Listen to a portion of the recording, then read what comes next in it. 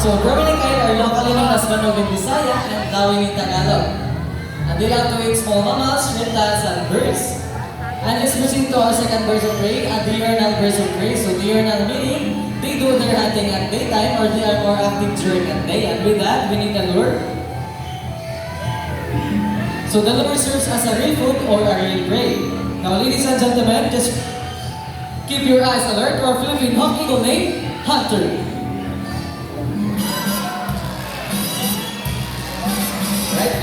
So Philippine hawk eagle is under the red list of IUCN as endangered species threatened by habitat loss.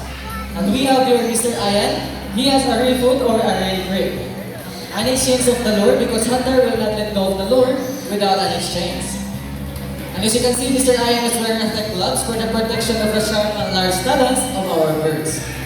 Now round of applause for our Philippine hawk eagle named Hunter.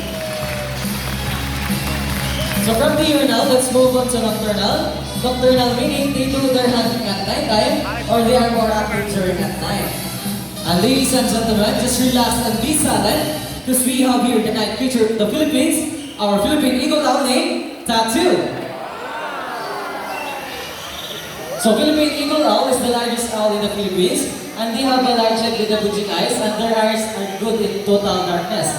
And they can see 10 times better than the human eye. And when they fly silently due to its credit structures that reduces turbulence.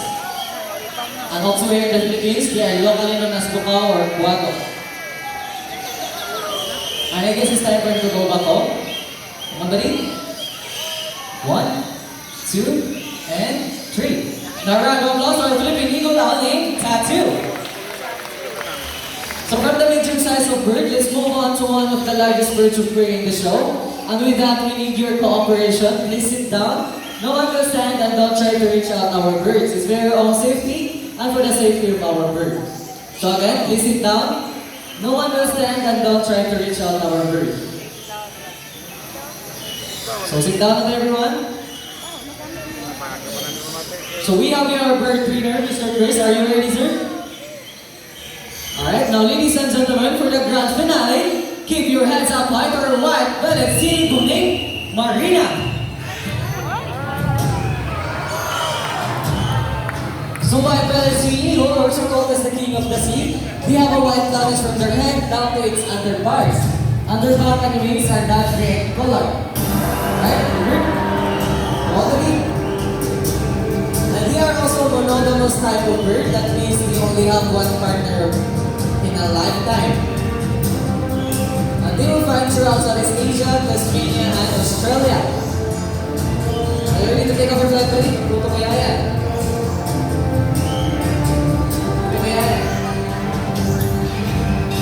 The round of applause for our white bellied sea eagle named Marina. As you see at this moment, we have here our flying lorries all the way from Australia. So we have 2 types of lorries, the Gusky lorries, the Southern lorries, and the Red lorries. And to make it more memorable, we have here the symbol of love. Peace.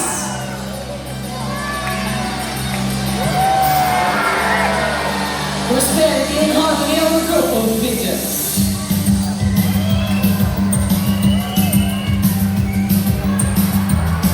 And also our sky babies all the way from South America.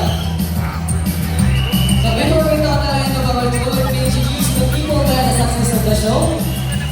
Mr. Ryan together with Marina, our parent assistant trainer, Mr. Chris, Mr. Irving, Mr. Romney, Mr. James, Ms. Jihan, Ms. Rachel, Ms. Debbie, and our shaman, Mr. Ricky. And last but not the least, our professional bird trainer, Mr. Aiken. All the way from Singapore, together with our Bulutan Kukato named Dan. And here's truly I am Andrew, and I hope you enjoyed the show. Thank you everyone, and enjoy the rest of the world.